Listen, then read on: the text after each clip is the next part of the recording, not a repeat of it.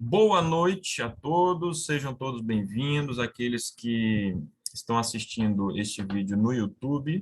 Na descrição do vídeo, temos o nosso endereço de e-mail. Se você quiser participar conosco ao vivo, enviar dúvidas, se quiser materiais, né, como o livrinho aqui, 1844, uma explicação simples das principais profecias de Daniel, do Clifford Goldstein, se você tem o interesse, nós podemos lhe fornecer, não garantimos que vamos conseguir doar para todas as pessoas, eu não sei quantas pessoas, né, poderão entrar em contato conosco, mas pelo menos os primeiros aí que nos procurarem poderão sim receber esse livro, tá certo? Como sempre fazemos, vamos elevar a Deus uma prece, vamos orar então. Senhor nosso Deus, muito obrigado pela oportunidade de estudarmos mais uma vez a Tua palavra, que o Teu Santo Espírito esteja conosco, abençoe de modo especial esses adolescentes, em nome de Jesus, amém. Bem,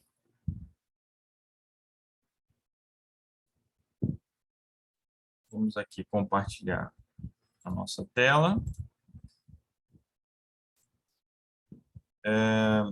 Essa daqui é a capa anterior do livrinho, tá? Nós temos aí uma nova edição da Casa Publicadora Brasileira. A capa atual é essa daqui, tá? Estamos na primeira parte do livro. A primeira parte é Simplificando 1844, certo? Então, essa é a primeira parte do livro. Nós estamos no capítulo 2. Bem, eis uma questão, né? Uma pergunta aí que muitas vezes é colocada. O juízo investigativo ocorreu no ano 31 depois de Cristo ou depois? Certo? Bem, os adventistas do sétimo dia defendem que o juízo investigativo começou a partir de 1844, né? Mas muitos do meio evangélico, né, muitos outros cristãos alegam que, na verdade, essa doutrina do juízo investigativo de 1844 seria apenas um golpe de marketing ali, né? Daniel 8:14. Nós temos a profecia das 2.300 tardes de manhã. Se você está assustado com esse gráfico, não se preocupe, tá bom? Porque mais adiante nós estudaremos com detalhes, parte a parte aí dessa linha do tempo, desse gráfico. Mas, enfim, essa profecia ela começa no ano 457, termina ali em 1844, e, segundo, então, os críticos, né? Os mileritas ali, os integrantes do movimento milerita, né, os seguidores de William Miller, né, um pregador batista que reuniu ali muitos cristãos de diferentes denominações nos Estados Unidos e mesmo em outros lugares do mundo, a partir de 1831, né, ele havia concluído que a purificação do santuário, que é dito ali em Daniel 8:14, seria a volta de Jesus em 1844, quando terminam ali os 2.300 anos. Mas como Jesus não voltou, então, segundo os críticos, os mileritas então teriam buscado se livrar da humilhação ali do desapontamento com essa doutrina aí do juízo investigativo. Pois bem, vamos analisar, então, alguns textos bíblicos, né? Vamos ver o que a Bíblia diz sobre o início do juízo investigativo, tá bom? Você que não está familiarizado com essa ideia do juízo, eu vou adiantar o seguinte: o juízo ele tem diferentes etapas. Assim acontece, por exemplo, com a justiça humana, né? Um indivíduo que cometa um crime, ainda que seja um réu confesso, ele não é julgado e condenado no mesmo dia, né? E nem no dia seguinte, e nem poucos dias depois. Por quê?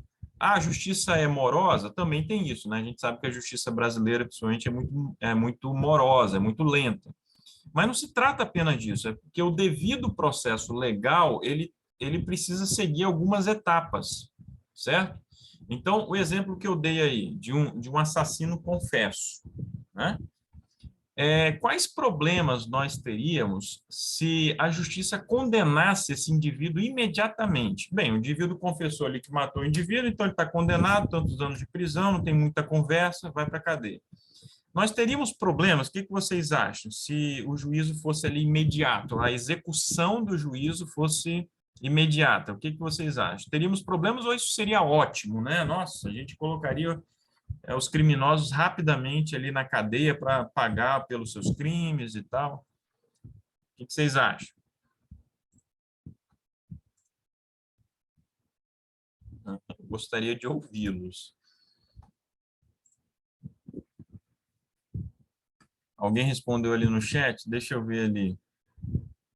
Ir para a cadeia? Não entendi muito bem. Ô Vitor Eduardo, abre aí o microfone, camarada. Você acha que seria bom ou ruim se o juízo fosse assim imediato, fosse extremamente rápido?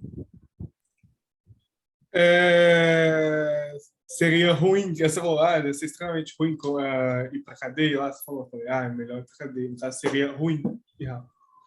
Por que seria ruim? Mesmo no caso de um assassino confesso, o cara fala assim, olha, eu matei o fulano. Porque sempre tem a oportunidade dele se arrepender depois, né? Fala, Sandra. Eu acredito que todo crime tem várias coisas envolvidas, né? Então, é necessário, mesmo que o indivíduo tenha confessado, é necessário ter um estudo, um aprofundamento sobre o que aconteceu. Então, eu acho que imediatamente não seria legal. Pois é, olha só. O indivíduo que assumiu lá o crime, se ele estiver sendo ameaçado por alguém, já pensou nisso? Alguém ameaça, olha, se você não assumir lá o crime, eu mato toda a sua família. Então é melhor você assumir o crime. Aí o sujeito chega, assume o crime, a justiça não faz a investigação, tá vendo? Não cumpre a etapa do juízo investigativo e condena um inocente e deixa lá o verdadeiro criminoso solto. Tá entendendo? Porque deve haver uma etapa de investigação. No caso da nossa justiça aqui, tem a fase do inquérito, que é ali a polícia, né, que levanta as provas, o delegado, enfim, vai conduzir essa parte. Então, isso depois é encaminhado à justiça. Tem a parte do interrogatório, testemunhas de defesa, de acusação, né? Há toda essa investigação. Aí, enfim, o indivíduo é condenado ou absolvido, pode recorrer. Esse processo legal serve para realmente elucidar os crimes, todas as circunstâncias e diminuir ao máximo o risco de se condenar um inocente, deixando um criminoso solto. Entende? Bem, agora, quando a gente fala do juízo de Deus, Deus é um justo juiz, certo? Deus, ele não falha, ele é perfeito, ele é onisciente, ele consegue ver os atos mais escondidos, né, dos seres humanos, ele lê os pensamentos, os corações. Deus poderia executar o juízo imediatamente, que ele não iria errar, entende? Concorda comigo? Só que, vejam bem, quando Satanás, quando ele ainda era Lúcifer, e ele iniciou a rebelião no céu, ele colocou em dúvida o caráter de Deus, né? Ele quis colocar Deus como um ser injusto, e ele como uma vítima nesse grande conflito, né? E ele consegue arrastar uma terça parte dos anjos. Então, ele usava argumentos, assim, persuasivos, né? Não quer dizer que sejam argumentos corretos, tá, pessoal? Mas, assim, argumentos que conseguiram convencer uma parte importante ali dos anjos. Então, não por causa de Deus, porque Deus ele poderia executar imediatamente o juízo e ele não iria cometer erro algum. Mas para que o universo inteiro não tenha a menor dúvida sobre o caráter de Deus, Deus então estabeleceu esse juízo em diferentes etapas. A primeira etapa, então, é a parte da investigação, do juízo investigativo, né? Existem livros no céu, depois a gente vai ver isso com mais detalhes, né? Os atos humanos são registrados ali, enfim, temos o livro da vida, né, onde os salvos terão seus nomes registrados. Depois do juízo investigativo, vem a fase comprobatória, onde os salvos, durante o milênio, poderão revisar e entender o que aconteceu. Porque a gente sempre lembra de um exemplo ali clássico, né? Estevão foi apedrejado, né? E quando ele estava sendo apedrejado, uma das últimas imagens que ele viu, certamente, foi Saulo, né, segurando as túnicas, as vestes daqueles que estavam jogando as pedras nele. Ora, pelo que a gente sabe da Bíblia, enfim, né, o Estevão vai encontrar o apóstolo Paulo, né, porque depois ele virou um apóstolo, vai encontrar o apóstolo Paulo lá no céu. Imagina se o Estevão não tivesse essa oportunidade de entender o que aconteceu. Ficaria sempre assim uma dúvida, um questionamento, né? Tudo bem, Deus é perfeito, mas esse indivíduo aqui, o que ele está fazendo aqui? Por outro lado, né? Por que aquele irmão da igreja, aquele pastor, aquela pessoa lá que era tão bondosa, tão caridosa, por que ela não está aqui? Por que ela não veio aos céus, né? Por que ela não foi salva? Como a gente lê lá nos evangelhos, né? Muitos dirão, né? Mas Senhor, em teu nome nós expulsamos demônios, nós fizemos milagres, né? E Deus dirá, olha, apartai-vos de mim, vós que praticais iniquidade, nunca vos conheci, né? Então, durante a fase do juízo comprobatório, essas questões serão esclarecidas. E depois vem a última fase, que é o juízo executivo, a execução do juízo, realmente. É a parte em que os ímpios serão punidos, serão destruídos junto com Satanás e seus anjos. Exatamente, teremos ali muitas surpresas, né? Um prazer encontrá-lo aí, tá, Nelson? Bem, então, meus amigos, a grande questão é a seguinte: quando que começa o juízo investigativo, certo? Bem, como eu falei, né, os mileritas, após ali o desapontamento, foram estudar a Bíblia, né, enfim, e chegaram à conclusão que a purificação do santuário não seria a volta de Jesus como eles imaginavam que seria até então. A purificação do santuário seria uma nova etapa do ministério de Cristo lá no santuário celestial. Cristo passando do lugar santo para o lugar santíssimo, né? O santuário possui 2 compartimentos, então ali começou o juízo investigativo. Mas, segundo os críticos, aí, pessoas de diferentes denominações, isso seria apenas um marketing ali e tal, porque, na verdade, o juízo investigativo ali começou com a morte e a ascensão de Cristo, quando Cristo subiu aos céus no ano 31 depois de Cristo. Pois bem, vamos ver o que a Bíblia diz sobre isso. Nós temos alguns textos aí bíblicos. Um deles é esse texto aí de Atos 17:31, tá? O que nós encontramos ali em Atos 17:31? Carol, você pode ler aí o texto para a gente? O texto está projetado aí na tela, se você quiser acompanhar também na sua Bíblia. Porque ele tem determinado um dia em que há de julgar o mundo com justiça, por meio do homem que ele ordenou, e disso deu certeza a todos os homens, ressuscitando-o dos mortos. Muito bem. Atos 24:25 diz assim: e discursando sobre a justiça, a temperança e o juízo vindouro, e esse era o apóstolo Paulo, né? Estava lá discursando para Félix, né? Sobre o juízo vindouro. Vindouro é aquele que está no futuro, aquele que vai vir ainda e tal. Vamos lá. Romanos 2:16. No dia em que Deus julgar o mundo por meio de Jesus Cristo, os segredos dos homens conforme o meu evangelho, né?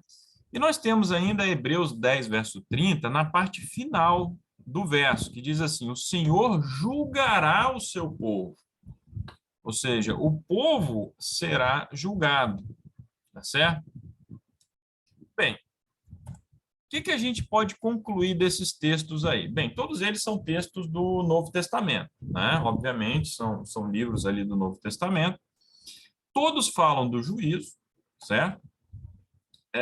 Todos situam um juízo no futuro. O que acontece, meus amigos? Jesus morreu e ele ascendeu aos céus no ano 31 depois de Cristo. Mas esses textos aí, Atos, né, o livro de Atos, o livro de Romanos, Hebreus, todos eles foram escritos ali 30 anos, 20 anos depois do ano 31 depois de Cristo. Eles nem foram escritos ali 1 ano, 2 anos depois, não. Foram escritos vários e vários anos após esse acontecimento. Mas mesmo assim, eles estão dizendo, estão sempre falando do juízo no futuro. O verbo está sempre no futuro, né? Voltando aqui, ó, só Hebreus para você ver. O Senhor julgará o seu povo. Né? O apóstolo Paulo falou lá do juízo vindouro, ou seja, ele virá ainda. Então a gente conclui que o juízo dos crentes não ocorreu em 31 depois de Cristo. Não ocorreu quando Jesus subiu aos céus. Tá certo? Então o juízo investigativo ali de 1844, nós sabemos que é uma doutrina ali distintiva, né, fundamental do adventismo, e nós ainda estamos longe de chegar a essa data, de 1844. Mas uma coisa nós sabemos, não ocorreu no ano 31. É posterior, né? Para a gente chegar a 1844, primeiro vamos ter que começar ali estudando o capítulo 2 de Daniel, que é o assunto aí do capítulo 3 do livrinho 1844, né? Ele vai trazer ali algumas reflexões relativas ao capítulo 2 de Daniel, certo? Bem, alguém tem alguma dúvida, algum questionamento? Eu tenho. Pode falar. Você falou 31 depois de Cristo foi quando fez a nova aliança, daquilo que está falando na lição dos adultos? O ano 31 é o ano da crucifixão de Cristo, né? Cristo foi crucificado. E aí o que acontece? Ele ascende aos céus, né? E sobre a nova aliança, sim, o livro de Hebreus fala muito sobre essa nova aliança, né? Fala de Cristo como o verdadeiro cordeiro, né? Porque é impossível que sangue de bodes e de carneiros tirem pecados, né? Então, Cristo veio para ser um cumprimento de tudo aquilo que acontecia no santuário terrestre, né? O cordeirinho ali sem defeito, né? Que era sacrificado, apontando para Jesus, né, que não tinha pecado, mas mesmo assim morreu por nós, né, para nos salvar, tá certo? Agora, quando vai começar o ministério de Cristo no santuário celestial, ali no segundo compartimento, né? O juízo investigativo é isso que nós iremos ver, mas antes nós temos que começar pelo capítulo 2 de Daniel, certo? Que é o que a gente vai recapitular agora. Tem um pouquinho mais de paciência aí, que é só mais alguns minutinhos a gente já conclui aqui esse estudo, tá bom? Bem, temos ainda alguma outra dúvida, alguma outra pergunta? Então, assim, meus amigos, espero que tenha ficado claro, né? O juízo não começa no ano 31. Ele não começa ali quando Jesus morre. Por quê? Jesus morre, ascende aos céus, né? Ali no ano 31. Mas os livros de Atos, Romanos, Hebreus, eles são escritos 10, 20, 30 anos depois desse acontecimento e eles continuam colocando o juízo como um evento futuro, o juízo vindouro, o juízo que virá, né? Sempre para o futuro. Então, a gente sabe que não é o ano de 31 depois de Cristo que marca o início desse juízo. Nós iremos ver isso mais adiante, tá certo? Mas antes a gente precisa... Professor, Oi? tem algum versículo no Antigo Testamento, capítulo, falando que a gente seria julgado também? Mesmo que de forma implícita? Que fala de julgamento no Antigo Testamento? Sim. Que a gente teria. Sim, vários textos. Inclusive, a Bíblia fala de diferentes julgamentos, né? Quando nós vamos lá a Gênesis, né, temos a história do dilúvio e foi aplicado um juízo ali, né? Interessante a gente lembrar disso, né? Os homens eles foram julgados. Eles tiveram uma oportunidade de salvação, uma graça, né, que era a arca, né, mas apenas 8 pessoas decidiram entrar. Depois há um julgamento sobre a cidade de Sodoma e Gomorra, né, e outras cidades daquela planície também. Sodoma e Gomorra eram apenas as principais, né, na verdade eram 7 cidades. E naquela história, inclusive, nós percebemos ali uma fase de investigação. Sabiam disso?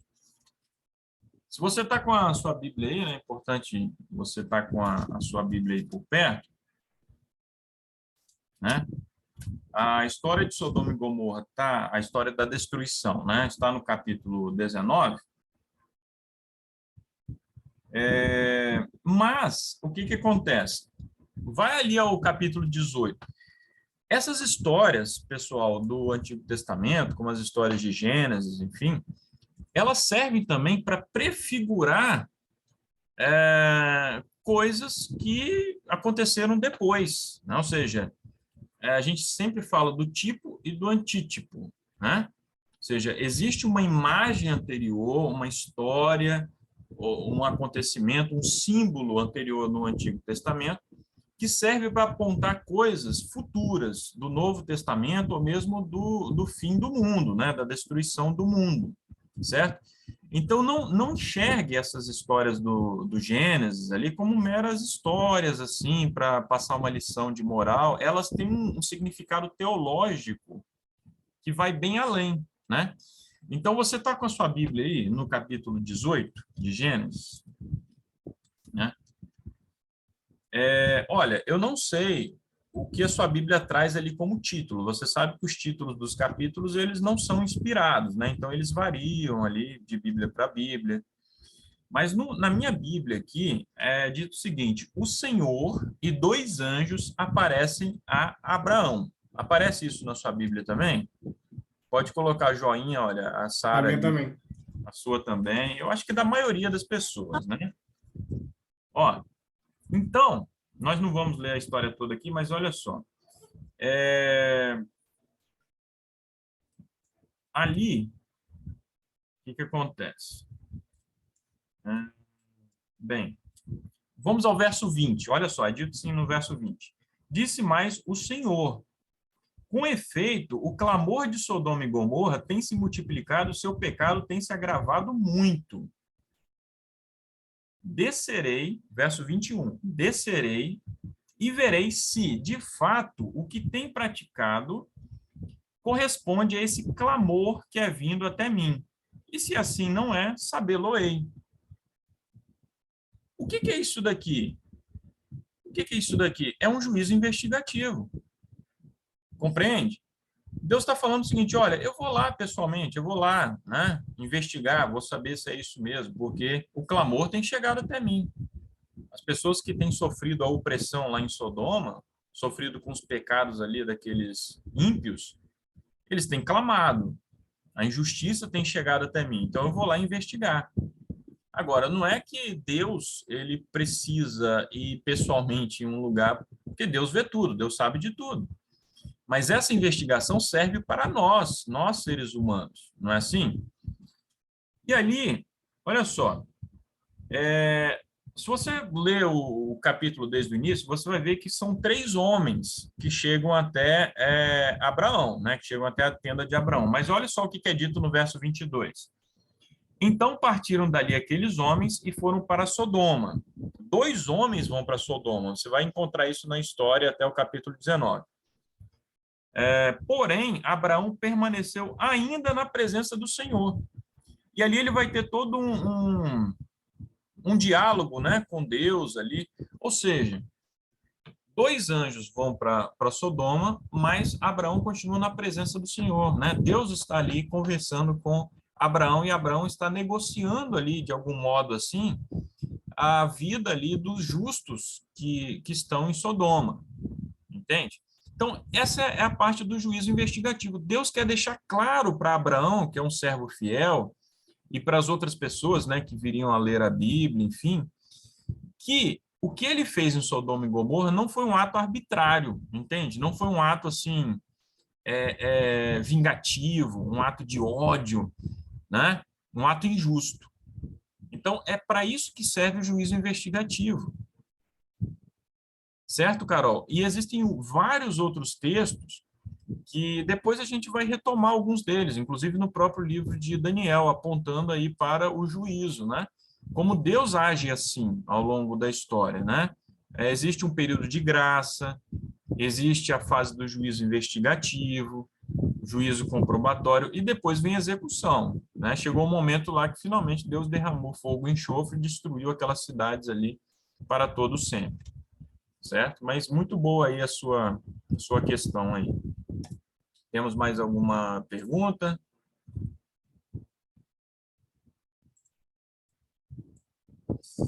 Muito bem, meus amigos. Olha, nós chegamos, então, ao capítulo 2. Capítulo 2 de Daniel.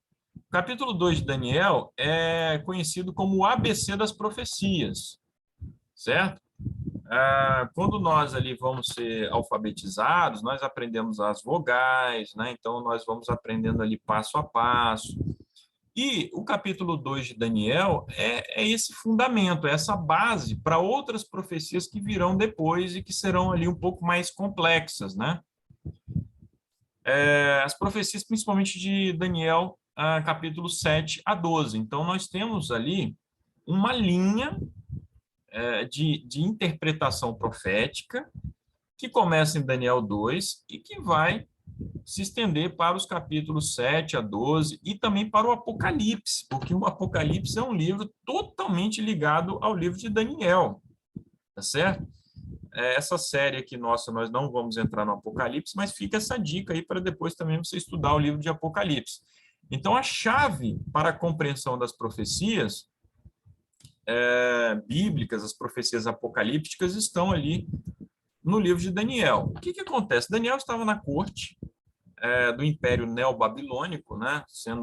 O império sendo governado ali por Nabucodonosor, e o rei tem um sonho que ele viu uma estátua, né? Bem, ele acabou vendo ali como uma representação dos seus próprios deuses, né? Ele estava num contexto politeísta, né? E naquela época cria-se que quando uma nação conquistava outra, os deuses da nação conquistadora eram mais poderosos que os deuses da nação conquistada. Bem, se o sonho mostrava uma pedra que destruiria a representação dos deuses babilônicos, então era certo na mente do rei a existência de um poder superior ao da Babilônia. Ou o deus babilônico Marduk, né, poderia ele estar avisando sobre uma conspiração, certo? Eu recomendo aí você abrir Daniel capítulo 2 para a gente ali entender algumas coisas, né? Alguns princípios ali que são estabelecidos em Daniel capítulo 2. Olha só. Bem, o rei, ele não se lembra do sonho, então ele cobra dos seus sábios, né, os seus magos, que digam para ele o que ele sonhou e que digam a interpretação. E ele já estava irritado, porque ele sabia que ele era trapaceado, né? Porque quando ele sonhava alguma coisa, enfim, os magos iam lá e davam uma interpretação assim, meio à la Mãe de Ná, à la horóscopo, né? Que é aquela coisa bem genérica, aquela coisa bem subjetiva, para que os acontecimentos fossem se encaixando de uma forma ou de outra e fosse uma coisa bem elástica, né? Para eles falarem, não, o cumprimento foi esse ou foi assado. Então o rei falou, não, já que vocês são sábios, vocês são magos aí, me digam o que eu sonhei e eu quero a interpretação. Aí eles falaram, não, isso não é com a gente, isso é com os deuses lá e nós não temos essa capacidade. Então o rei manda um decreto para exterminar todos os sábios, todos os magos, né?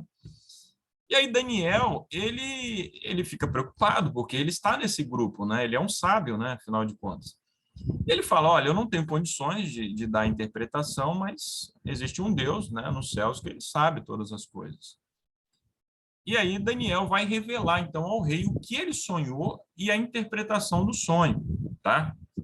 Mas, olha, já que a gente está falando aí de princípios, né, da profecia, que está em Daniel 2, olha lá no verso 21. Daniel falando de Deus, ele diz assim, olha, é ele, ou seja, é Deus, quem muda o tempo e as estações. É ele que remove reis, estabelece reis. Ele dá sabedoria aos sábios, entendimento aos inteligentes. O que nós temos aqui é a verdadeira filosofia da história. A Bíblia estabelece uma filosofia da história.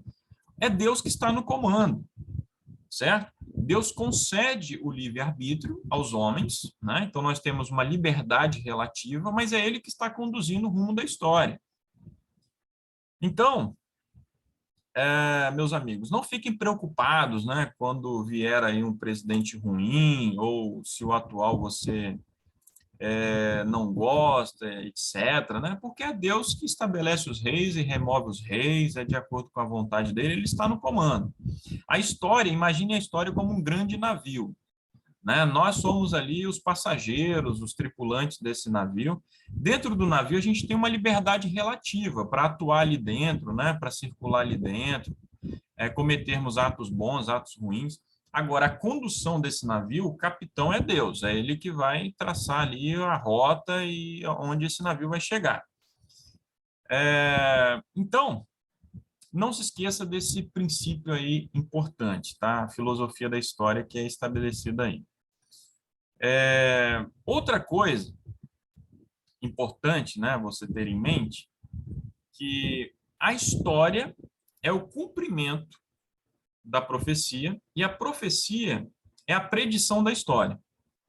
Então, quando a gente vai a uma profecia bíblica, nós temos ali a predição, né, uma antevisão da história. E quando a gente estuda a história, vocês são bons estudiosos aí de história, né, tiram boas notas em história, estão sempre de parabéns. Quando nós estudamos história, a gente está vendo nada mais, nada menos do que o cumprimento das profecias, certo? Então, se existe uma disciplina importante para você solidificar a sua fé, né, em Deus, é a disciplina de história, certo? Porque você vê a atuação de Deus ao longo do tempo. E Daniel capítulo 2, não sei se você sabe, mas é um dos argumentos mais poderosos em favor da inspiração da Bíblia. Porque nunca ninguém aí, nenhum vidente aí, sei lá, nenhum mágico aí conseguiu prever o futuro aí com tanta exatidão como Daniel capítulo 2, aí, como essa profecia de Daniel capítulo 2. É fantástico, é perfeito, tudo se encaixa perfeitamente, certo? Então, lá no verso 38, né, o que nós temos ali? O início ali da interpretação do sonho ali, da estátua, né? Uma estátua imensa. Deixa eu mostrar aqui para vocês. A minha aqui não é imensa, mas é uma réplica, né? Então, o que o rei viu? No seu sonho ali, Daniel revelou para ele um sonho. Uma estátua tetrametálica, né?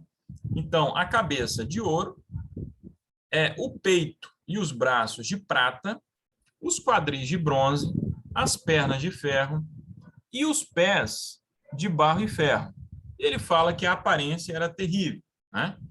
E depois uma pedra lançada sem auxílio de mãos destrói essa estátua, né? Esmiuça a estátua ali completamente. Então tudo chega ao fim ali num determinado momento. Pois bem, então qual vem a ser aí a interpretação desse sonho aí, certo? Em primeiro lugar, algumas imagens que aparecem nesse capítulo são importantes para nós termos em mente. A Bíblia, a linguagem bíblica, sempre associa metais à fabricação de ídolos, né? O livro de Daniel sempre relaciona os metais com atos de idolatria, inclusive na parte histórica ali do livro, como lá no capítulo 5, né? Quando o rei Belsazar, né, ele dá ali um grande banquete, e ele promove, ele faz uma homenagem ali aos deuses do ferro, da prata, né, do bronze, enfim. Então, a idolatria na Bíblia geralmente está ligada ali a metais, né? Os metais representam os reinos humanos, né? Esse anseio por glória, por riqueza, né? Que move a humanidade, guerras, né, são promovidas por causa disso, enfim. Então, nós temos o tempo e o local onde a profecia deveria começar a se cumprir, né? A cabeça é a Babilônia, o Império Neobabilônico, né? Governado ali por Nabucodonosor.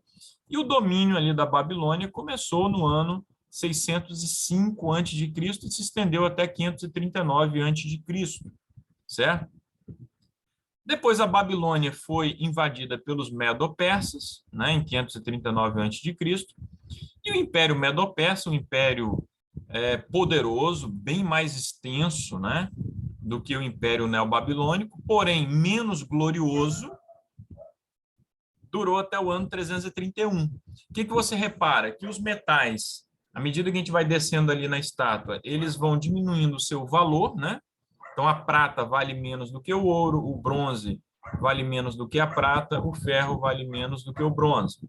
Então, vai diminuindo o valor, porém vai aumentando a resistência, a força, certo? O ouro, ele vale muito, mas não sei se você sabe, o ouro é um metal extremamente frágil, quebradiço. Tanto é que as joias, as alianças, enfim, precisam sempre ser feitas com outros metais ali. É uma liga, na verdade, porque senão qualquer apertozinho iria despedaçar a aliança e tal. Então, não é ouro puro ali. Bem, então, assim também acontece com esses impérios. À medida que vão avançando, são menos, assim, gloriosos, menos originais, só que são mais fortes, mais poderosos, com exércitos mais poderosos e com conquistas cada vez mais ambiciosas ali. Então, depois da Medo-Pérsia veio a Grécia helenística, né? Alexandre o Grande, né? Conquistou o Império Medo-Persa. Depois vem Roma, né? Roma ali estabelece o seu império ainda na fase da República, né? E depois Roma é conquistada, né, pelos povos germânicos. O império é dividido, então nós chegamos ali aos pés de barro e ferro, que Daniel fala que iriam se ligar, né, esses reinos iriam se ligar por casamentos, mas não iriam se unir, iriam continuar separados. Note que o ferro, ele permanece, ele continua nos pés, mas ele continua sendo ferro, ele não se mistura com o barro. Tem ali barro, ferro, né? Porque alguns reinos desses que viriam depois de Roma teriam a força do ferro e outros seriam frágeis como o barro, desapareceriam rapidamente. Então, um reino, por exemplo, dos vândalos, o reino dos suevos, eles duraram pouquíssimo tempo. Agora, os francos, né, que chegaram até fundar um império depois, o Império Carolíngio, esse já teve a força do ferro, né? Enfim. Bem, existe uma conotação religiosa aí muito forte nessa referência aí ao barro, né? Por exemplo, no verso 41, nós temos uma alusão à Torre de Babel, né? A usar a raiz ali, PLG, né? Dividido, né? Será o reino dividido. Então, quando a gente vai lá a história da Torre de Babel, em Gênesis, mais uma vez Gênesis, ali é o momento em que os povos se dividem, há uma grande confusão. E é um projeto iníquo, né? Um projeto ímpio, de afronta ao Deus verdadeiro, aquele projeto da Torre de Babel. Então, quando aparece o barro aqui, no verso 41, nós temos uma referência lá à Torre de Babel, né? Bem, ao longo do tempo, existiram várias iniciativas ali querendo unificar a Europa, né? Através de guerras, de matrimônios, né? Mas todas elas deram errado, né? Por exemplo, Justiniano com a Reconquista no século VI, Justiniano do Império Bizantino, né? Espero que você não tenha se esquecido. Carlos Magno em plena Idade Média, né? O primeiro a ostentar o título de imperador no Ocidente desde a queda do Império Romano no Ocidente, né? Foi o primeiro a ter esse título, foi coroado como imperador no Natal do ano 800. Carlos V, da Espanha, ali no início da Idade Moderna, né? Luís XIV, no século XVIII, o Rei Sol, né, na França. Napoleão Bonaparte, né, ele pretendeu ali unir a Europa. Adolf Hitler, né, que falava de um Reich de 1000 anos, né, que é o que a gente está estudando, inclusive, esses dias aí, né? O projeto aí megalomaníaco de Adolf Hitler, né? A União Europeia, né, que não tem dado certo, nem todos os países aderiram. O Reino Unido, que aderiu, depois pulou fora com o Brexit, né? Então, projetos aí, quem sabe agora o Putin, né? Será que o Putin vai ser o próximo aí a querer unificar a Europa, né? A unir tudo aquilo ali, né? Quem sabe? Mas não vai dar certo e será um reino dividido. Existem várias iniciativas, né? A ONU, a OTAN, a iniciativa das Religiões Unidas, né? Temos inclusive aqui um livro, né? Sobre o livro Falsa Aurora, né? Que fala dessa iniciativa das Religiões Unidas aí, né? Você sabia da arquitetura do prédio do Parlamento Europeu? Onde que veio a inspiração, né? Aqui é a inspiração, né? A pintura ali da Torre de Babel do Bruegel, né? Ou seja, não escondem, né, os símbolos ali, né, de onde vem a inspiração, a ideia de unir os povos, né? Então vamos ter uma Europa unida, né, essa coisa toda. Não vai dar certo, né? Bem, e o significado da pedra lançada sem auxílio de mãos, né? Olha só, é uma referência à volta de Jesus, né? Claramente, né? Lá no pensamento babilônico, a montanha, porque essa pedra vem, destrói, né, a estátua, depois surge ali uma grande montanha, né? Nós temos ali no pensamento babilônico a residência de Enlil, né? Uma das principais divindades. Para o profeta Daniel, a montanha simbolizava Sião, e nós temos vários outros textos, aí, inclusive do próprio livro de Daniel, essa referência a Sião, ao Monte Sião, né, onde o Senhor estabelece ali o seu trono, enfim. A pedra na Bíblia, ao contrário dos metais, os metais estão ligados à idolatria. Já a pedra, ela está relacionada às tábuas da lei, lembra que foram escritas em tábuas de pedra? Deus escreveu com o próprio dedo dele. O altar deveria ser de pedra, né? O monumento ali de pedra, o templo, né, com pedras, né, mármore, enfim. Então, símbolo da dimensão divina e, por extensão, o próprio Deus e o Messias, né? Lembram lá de Jesus falando para Pedro? Tu és Pedro, e sobre esta pedra eu edificarei a minha igreja, né? Pedro, pedrinha, né? Você é uma pedrinha. Sobre esta pedra, sobre esta rocha, que é lá no sentido original do grego, eu edificarei a minha igreja. A igreja é estabelecida, e o próprio Pedro ele entendeu isso, que lá na epístola dele ele fala da pedra angular, que é Cristo, né? Então, Cristo é a pedra, é a rocha sobre a qual é estabelecida a igreja. Então, é uma referência aí ao próprio Deus, né? Nós estamos vivendo aí nos momentos finais da história. Não vai existir mais um império mundial, né?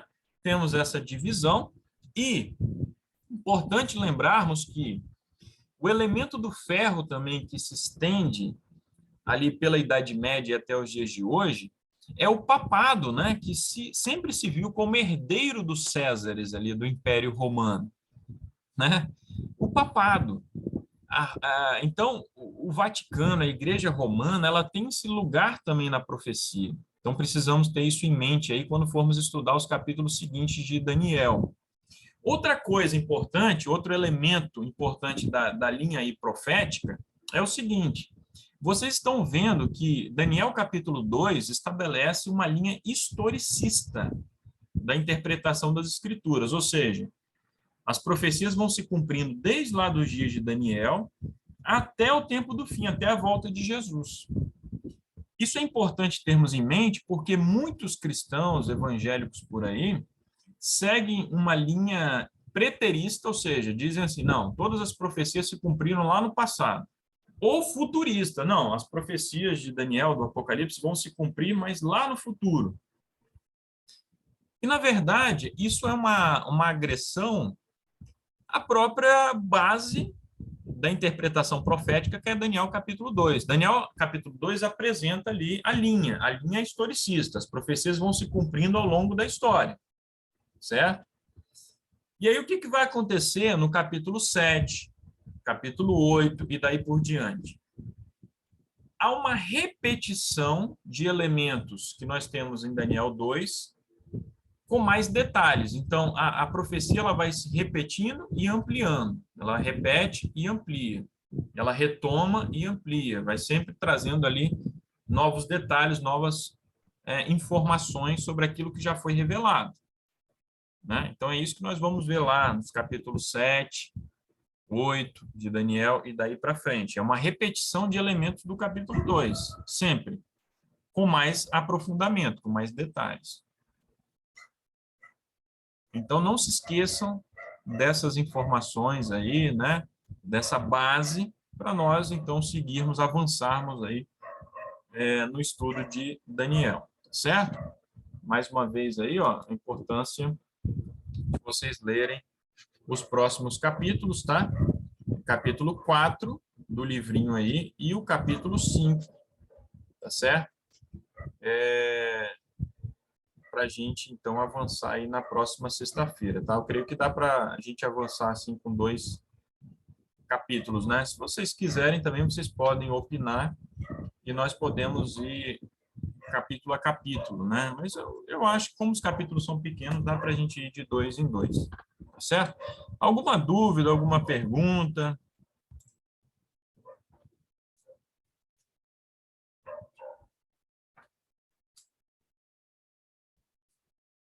Estou aqui ouvindo, tá? Vocês podem falar. Poxa, que bom, né? A mensagem ali no chat dizendo que ficou tudo muito claro, né? Que bom, fico feliz, tá? Lembrando que lá no capítulo 1, né, o autor fala ali da experiência dele, fala ali né, de estudos que ele fez, mas tudo aquilo ali nós iremos ver, estudar em detalhes aí nos próximos dias, tá bom? Bem, então, não havendo dúvidas, aqueles que quiserem, tá, lembrando, podem me enviar uma mensagem para que eu coloque vocês na linha de transmissão para vocês sempre receberem e não correr o risco de perderem o link, tá? É um link permanente, vocês podem salvar, é o mesmo link que nós vamos usar todas as sextas-feiras, certo? Bem, a Aureni está me ouvindo?